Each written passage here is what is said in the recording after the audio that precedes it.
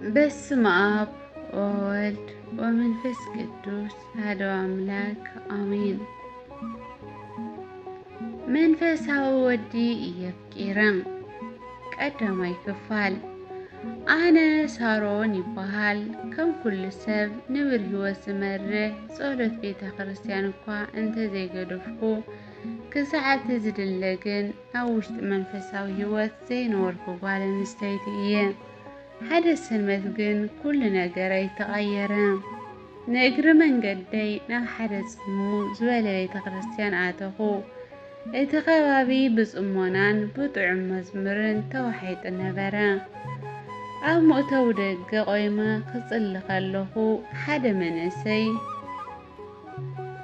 መጽሓፍቲ ሒዙ ጠጠው ኢሉ ረኣኽዎ።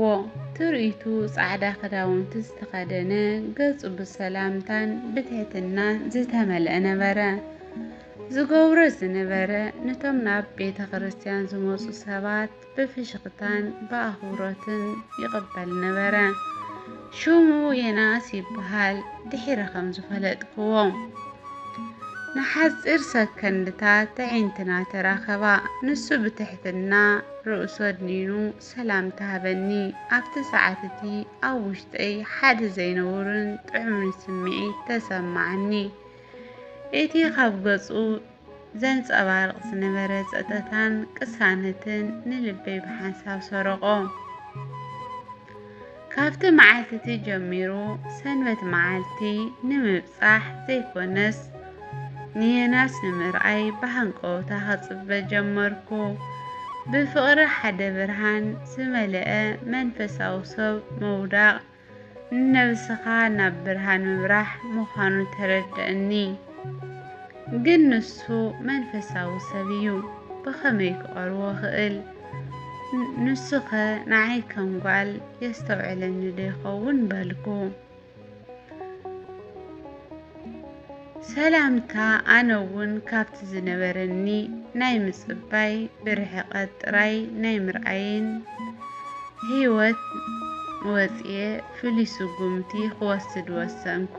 ንዮናስ ንምቕራብ ዝበለጸ መንገዲ ንሱ ካብ ዝተፈላለዩ መንፈሳዊ ንጥፈታት ምክፋል ምዃኑ ተገንዘብኩ።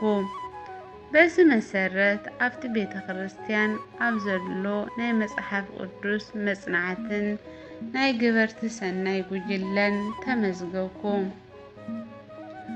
ሓደ ቀዳም ድሕሪ ሰዓት ኣባላት እቲ ጉጅለ ኮይንና መጽሓፍቲ ክንሰርዕ ከለና ዮናስ ናባይ ገጹ ክመጽእ ረኣኽዎ። ልበይ ብሓይሊ ክወቅዕ ጀመረ። ዮናስ ሰላም ሳሮን ሓፍተይ በለኒ። ኣብዚ ግልጋሎት ክትሳተፍ ምርኣየይ ብጣዕሚ ደስ ኢሉኒ። ብትሕትናን ብሓቀኛ ፈገግታን ተዛረበኒ። ኣነ ሰላም ዮናስ ሓወይ፣ ኣነ እውን ኣብዚ ምሳኻትኩም ምስታፍ ምኽኣለይ ዓብይ ጸጋ እዩ በልክዎ ድምፀይ እንዳተንቀጥቀጠ። ካብቲ መዓልቲ እቲኣ ጀሚርና ብዙሕ ግዜ ብዛዕባ መንፈሳዊ ህይወትን ትምህርትን ክንዕልል ጀመርና። ዮናስ ፍልጠቱ ጥራይ ዘይኮነ እቲ ንሰባት ዘለዎ ፍቕርን ርህራሄን ንልበይ መሊሱ ኣማረኾ። ዕላልና እናገፍሐ ምስ ከደ ግን ሓደ ዓብይ ዕንቅፋት ኣብ ቅድመይ ተደነቐ። ዮናስ ብዛዕባ መጻኢኡ ክነግረኒ ከሎ ህይወቱ ሙሉእ ንኣገልግሎት ቤተ ክርስቲያን ንምንኩስናን ድንግልናን ከፍዮ ከም ዝኾነ ኣዕለለኒ። እቲ ንዓይ ህይወት ይሃበኒ ፍሽኽትኡ ንፍቕሪ መንገዲ ክኾነኒ ከሎ ኣብ ውሽጠይ ዝተሰማዓኒ ስቓይ ቀሊል ኣይነበረን። እቲ ዝገርም ንሱ ንዓይ ከም ጽብቕቲ መንፈሳዊት ሓፍቲ ጥራይ እዩ ዝርአኒ። ንዓይ ዘለዎ ክብርን ፍቕርን ንጽህ ሕውነታዊ ነበረ። ኣነ ግን ውሽጠይ ብፍቕሩ ይነድድ ነበረ። ኣብ ከቢድ ጭንቀት ወደቅኩ። እቲ ንጹህ መንፈሳዊ መንገዲ ክዕንቅፎ የብለይን ብምባል ካብኡ ክርሕቕ ወይስ እቲ ኣብ ውሽጠይ ዘሎ ናይ ፍቕሪ ስምዒት ብግልፂ ክነግሮ? حدا مشت جن يناس بزعبا حدا ذي تصبه ونجر كم زفلته بزرق من قدي دول اللي ايت مشتتي فولي نبرا بزعبا يناس اندحسوكو لبي بجنقتن بفقرن توتي غلو يسلكي دولا ناي ناس قصر مخانو مسرعه تنفاسي كسع زعقت سنبدكو أنا حالو سلامي ناس بالكو دمزي المقصصار نافتنكم ينا سلام سران حفتي سلام دخي بزعبا خيخ حسس أنيه حد عاوي نجر كنجرك دل يبلني دمزي فولي صمنان عمو حالة زمول أنبرا اتزنجرني نجرجن اتناوشت أي زنبرا ناي قال سالالتا زبارغ نبرا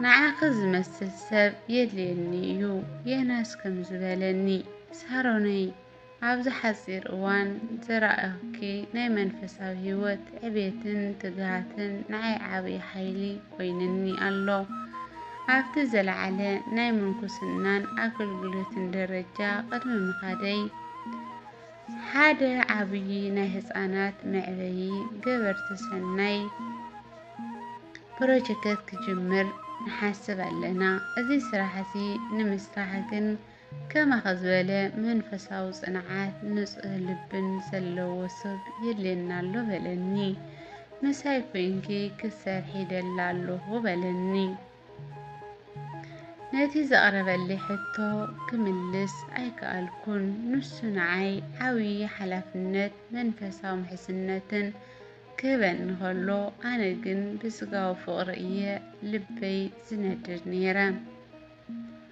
أبقد ميو كل التمن قدي تقربني إتحادة مسوفين منفسا وعيو ناسنا غلقو بفقر من داد إتخلعي دما كاو عين مرحاق إتانا يمودات هاوساني أفتم عالتتي آجميران كز اللي جمركو فتاريي كوز سمعتي زي أوصاني نتنعاو استوفي ودي خسناقل أيدلن إيان داولكو بنوعات لمنكو قن فقري بسؤلة راي تتأفحوي أين مرن قال كفال يغسل وسوات لك سابهير